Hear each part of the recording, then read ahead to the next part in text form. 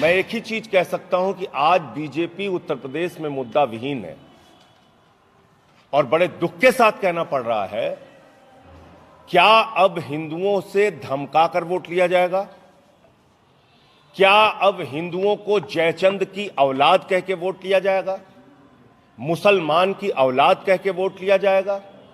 हराम, मैं आगे का शब्द बोल नहीं सकता, ऐसा शब्द इस्तेमाल करके वोट लिया जाएगा? गद्दार कह के वोट लिया जाएगा? ये मैं नहीं कह रहा हूं, भारतीय जनता पार्टी का विधायक राघवेंद्र सिंह वो कह रहा है, जो हिंदू बीजेपी को वोट नहीं देगा वो गद्दार है। जो हिंदू बीजेपी को वोट नहीं देगा वो जयचंद की औलाद है। जो हिंदू बीजेपी को वोट नहीं देगा वो मुसलमान की औलाद है। क्या इस प्रकार की भाषा बोली जाएगी? क्या इस तरह से हिंदुओं को अपमानित किया जाएगा?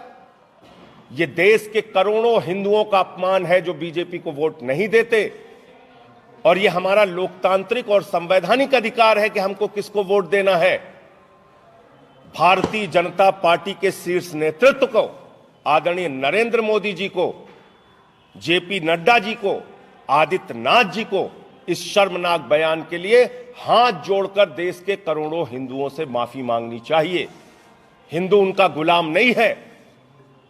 क्या खुशी दुबे जो 1.5 साल से जेल में सड़ रही है, उनकी मां अगर बीजेपी को वोट नहीं देंगी तो वो गद्दार है? वो प्रभात मिश्रा जिसका फर्जी इनकाउंटर कर दिया गया, 12वीं में पढ़ने वाला बच्चा, अगर उनके परिवार के लोग बीजेपी को वोट नहीं देंगे तो वो गद्दार है? वो संजीत यादव जिसका अपहरण करके कानपुर में हत्या कर दी गई, उनके परिवार के लोग अगर बीजेपी के खिलाफ खड़े होंगे तो वो गद्दार है? वो जयचंद की औलाद है? वो जयप्रकाश पाल जिसकी पूरे सरकार के सामने बलिया में हत्या कर दी गई? वो अरुण वाल्मीकि, वो मनीष गुप्ता, वो नौजवान जिनको लाठियों से पीटा गया, वो ब्राह्मण, वो क्षत्रिय, वो वैश्य, वो कायस्थ, वो सवर्ण वर्ग के लोग, वो दलित वर्ग के लोग, वो पिछड़े वर्ग के लोग जो बीजेपी के खिलाफ वोट नहीं देंगे, क्या वो गद्दार हैं? क्या मैं बीजेपी से पूछना चाहता हूं, आदित्यनाथ जी से। वो सब आदित्यनाथ जी से और उनकी पार्टी के लोगों से कई गुना ज्यादा देशभक्त हैं जो बीजेपी को वोट नहीं देते। मैं ये कहना चाहता हूं, बहुत सारे लोग, और मैं चुनाव आयोग पर हैरान हूं, अभी तक चुनाव आयोग इस पूरे मसले पर शांत है। मैंने शिकायत की चुनाव आयोग से, क्या इस देश के करोड़ों हिंदुओं को अपमानित किया जाएगा? क्या इस देश के करोड़ों हिंदुओं को गद्दार कह के संबोधित किया जाएगा जो बीजेपी को वोट नहीं देंगे? लेकिन अब तक चुनाव आयोग की ओर से कोई जवाब नहीं आया। बहुत ही दुर्भाग्यपूर्ण है। ऐसे लोगों को तुरंत चुनाव लड़ने से वंचित करना चाहिए। उसको चुनाव लड़ने का अधिकार नहीं, जिसको हमारे संविधान में, हमारे लोकतांत्रिक परंपराओं में और निर्वाचन आयोग के दिए गए अधिकार में विश्वास ना हो।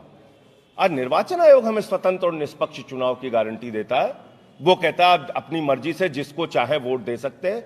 आज बाबा साहब डॉक्टर भीमराव अंबेडकर के लिए द्वारा बनाया गया भारत का संविधान हमें अधिकार देता है कि हम किस पार्टी को चुनेंगे। लेकिन आज बीजेपी हिंदुओं को धमकाकर, गाली देके, गद्दार कह के, जयचंद की औलाद कह के वोट लेना चाहती है। तो उत्तर प्रदेश के करोड़ों हिंदुओं से मैं आपके माध्यम से अपील करना चाहता हूं, सावधान हो जाओ। अभी ही आपको अगर ये गद्दार और जयचंद की औलाद और मुसलमान की औलाद कह रहे हैं, और हराम, आगे का शब्द तो मैं बोल नहीं सकता, ऑडियो वीडियो है, मैं भेज दूंगा आप सबके मोबाइल पे, सुन लीजिएगा। अगर अभी ही इस भाषा का प्रयोग कर रहे हैं तो चुनाव जीतने के बाद हमारी आपकी क्या हालत करेंगे आप अंदाजा लगा सकते हैं। सर, मैं साफ तौर पे कहना चाहता हूं कि आज ऐसी खबरें पढ़ के दुख होती हैं कि हमारे बच्चों को स्कूल में नमक रोटी खाने को दी जाती है। तकलीफ होती है जब ठंडियों में हम लोग देखते हैं, और आप ही लोग छापते और दिखाते हैं कि बगैर जूते के और बगैर स्वेटर के हमारे बच्चे बगैर स्कूल बैग के स्कूल में पढ़ने जा रहे हैं। ये पैसा जा कहाँ रहा है? ये पैसा जा रहा है भ्रष्टाचारियों की जेब में। ये पैसा जा रहा है कोचिंग चलाने वालों की जेब में। ये पैसा जा रहा है बड़े बड़े प्राइवेट स्कूल चलाने वालों की जेब में। और वो कौन लोग हैं जो लाखों रुपए फीस लेते हैं? दिल्ली में ऐसा नहीं है। दिल्ली में भी जब हम लोग थे तो शुरुआत में हर साल फीस बढ़ाने की प्रथा थी प्राइवेट स्कूलों में। शिक्षा के नाम पे लोगों का शोषण होता था। जब से सरकार हमारी आई है, फीस बढ़ाना तो छोड़ दीजिए प्राइवेट स्कूलों के, हमने बढ़े हुए फीस वापस कराए। हिंदुस्तान की पहली सरकार है केजरीवाल सरकार, जिसने प्राइवेट स्कूलों से अभिभावकों के फीस वापस करवाए। तो शिक्षा की हालत उत्तर प्रदेश में बद से बदतर है। वो एक टीवी चैनल पे एक पत्रकार हैं वीरेंद्र सिंह जी, उन्होंने कहा था कि स्कूलों की दीवारों पर गोबर के कंडे पाथे जाते हैं, वही हालत वास्तव में है। और मोदी जी ने तो अब बता भी दिया है कि नई योजना उनकी पकोड़ा योजना के बाद गोबर योजना है। वो नौजवानों को गोबर से जो है वो लाखों रुपए की आमदनी करवाएंगे। और उनके जो गृह मंत्री हैं वो कह रहे हैं कि 12वीं पास करने के बाद जब आप इंटर में जाएंगे तब आपको लैपटॉप मिलेगा। तो ऐसे लोगों के भरोसे देश है, तो अब आप समझ सकते हैं कहाँ हम लोग जा रहे हैं। सांसद, एक क्वेश्चन ये है कि 300 यूनिट बिजली की आप बात कर रहे हैं, ये तो सपा भी कह रही है। नहीं, सपा ने कब कहा और हमने कब कहा? हमने पूरे प्रदेश में अभियान चलाया 300 यूनिट बिजली फ्री का। और सपा हो या भाजपा हो या कांग्रेस हो या बीएसपी हो, लंबे समय तक वो शासन में रहे यहाँ पे। आज तक कभी किसी पार्टी ने 300 यूनिट बिजली फ्री की बात क्यों नहीं की? आज तक कभी उन्होंने एक भी यूनिट बिजली फ्री क्यों नहीं दिया? ये तो सवाल पूछा जाएगा ना सारी पार्टियों से। इसलिए हमसे लोग पूछते हैं आम आदमी पार्टी कहाँ है, तो मैं कहता हूँ समाजवादी पार्टी के मैनिफेस्टो में है, बीजेपी के मैनिफेस्टो में है, कांग्रेस के मैनिफेस्टो में है, बीएसपी के मैनिफेस्टो में है। आज सारे दल अगर फ्री बिजली की बात कर रहे हैं तो ये आम आदमी पार्टी की उपलब्धि है। अच्छी बात है कि देश में फ्री बिजली पे चर्चा हो, फ्री शिक्षा पे चर्चा हो, फ्री स्वास्थ्य पे चर्चा हो। जनता को भी तो फ्री सुविधाएं मिलनी चाहिए। अब तक सिर्फ नेता लोग फ्री सुविधा ले रहे हैं। मैं एमपी हूं, मैं आपको बता रहा हूं, 5000 यूनिट प्रतिमाह बिजली फ्री मिलती है एक सांसद को, 5000 यूनिट। और 300 यूनिट हम लोग देते हैं तो कहते हैं Kejriwal free free free free free कर रहा है। अरे भाई, अपनी बंद कर दो सब लोग। तो इसलिए ये कहने की बातें होती। और कहां से हम दे रहे हैं, कहां से दे रहे हैं? दो तरह की अर्थव्यवस्था है, मैं थोड़ा सा इस पे आपका टाइम लूंगा। एक अर्थव्यवस्था वो है जो आपका बैंकों में पैसा जमा, यानी कि आम जन का, किसान का, मजदूर का, कर्मचारी का, पत्रकार का, छोटे व्यापारी का, ये पैसा उठा के चंद पूंजीपतियों को दे दिया जाता है। ऐसी धनराशि की 10.5 लाख करोड़ रुपए की धनराशि है। 10.5 लाख करोड़ रुपए देश के आम आदमी का पैसा बैंकों से निकाल के चंद पूंजीपतियों को दे दिया गया। नीरव मोदी 20,000 करोड़ लेके भाग गया। अभी ऋषि अग्रवाल एक इनका आया है, 24,000 करोड़ रुपए 28 बैंकों से लूट लिया। 2,800 करोड़ रुपए ललित मोदी लूट के चला गया। नितिन संदेशरा 6,000 करोड़ लूट के चला गया। विजय माल्या 9,000 करोड़ लूट के चला गया। एक अर्थव्यवस्था तो यह है कि चंद अपने मित्रों को आप हजारों करोड़ लुटवा के भगवा दीजिए। और दूसरी अर्थव्यवस्था यह है कि आम आदमी की जेब में वो पैसा दीजिए, बचत कीजिए, बिजली पे, पानी पे, शिक्षा पे, स्वास्थ्य पे। और जो बचत उसके जेब में होगी या आपके जेब में होगी, वो आप बाजार की अर्थव्यवस्था में खर्च करेंगे, साबुन खरीदने में, तेल खरीदने में, अनाज खरीदने में, कुछ भी खरीदने में। तो बाजार की अर्थव्यवस्था भी चलेगी तब जब आम आदमी के जेब में पैसा होगा। इस मॉडल को केजरीवाल जी ने अपनाया, इस मॉडल को आम आदमी पार्टी ने अपनाया। अगर देश को वाकई तरक्की के रास्ते पर ले जाना है तो महंगाई से और जो मूलभूत जरूरतें हैं उन सुविधाओं से आम आदमी को लैस करना होगा। सांसद जी, सर, सभी जो है पार्टियां ये देंगे फ्री, वो देंगे फ्री। कभी ये जो बुंदेलखंड है, सबसे बड़ी समस्या यहाँ पर पलायन की है, रोजगार नहीं है। रोजगार के लिए कोई भी नहीं बोल रहा। क्या आप क्या बोलेंगे बताइए यहाँ पर? देखिए, दो चीजें हैं बुंदेलखंड में। एक तो अन्ना प्रथा की बहुत बड़ी समस्या है। पशु खेत चर लेते हैं। आप आज की परिस्थिति ऐसी हो गई है, कोई आवाज भी नहीं उठाता, कोई बोल भी नहीं सकता।